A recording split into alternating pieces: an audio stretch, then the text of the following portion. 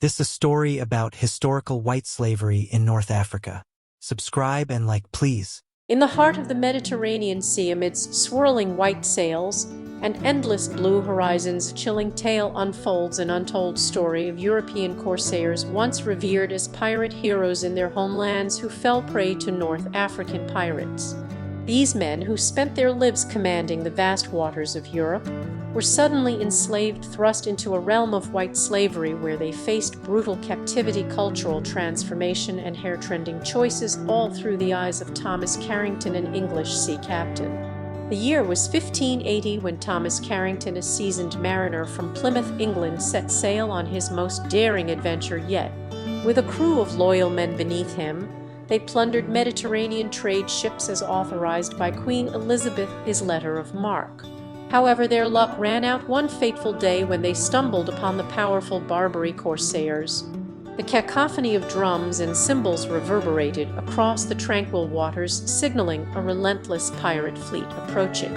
With no time to escape, Thomas' ship was swiftly overpowered as the men were taken captive.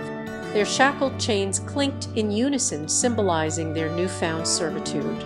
Transported to the North African coast, they arrived at Algiers, a city where European slaves were an integral part of daily life.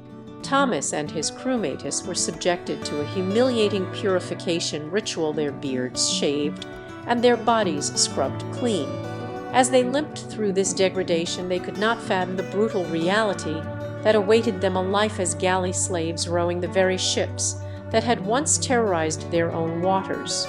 Enduring backbreaking labor, Thomas and his crew struggled to adapt to their new existence. They were confined to the galley for hours at a time, chained alongside one another.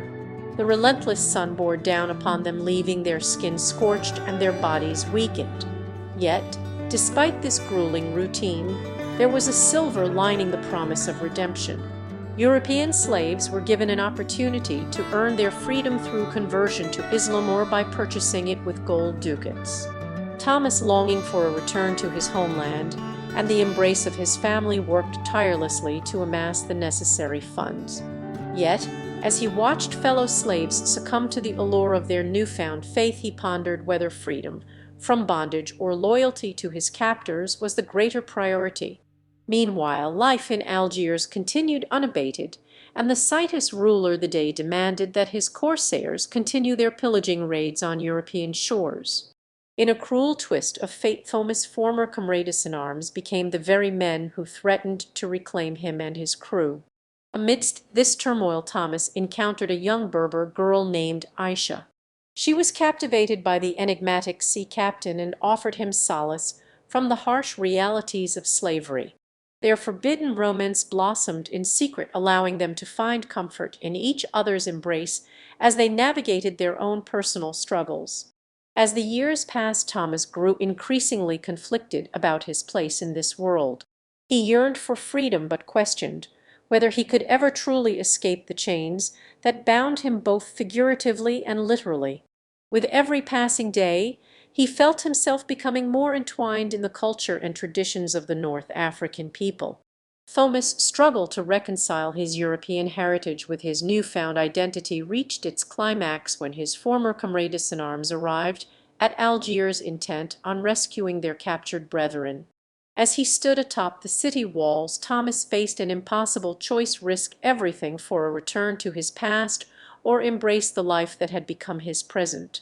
In the end, Thomas Carrington made a decision that would change not only his own fate, but also the course of history.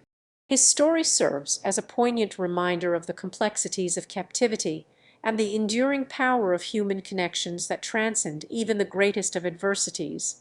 Thus concludes the tale of Thomas Carrington in English.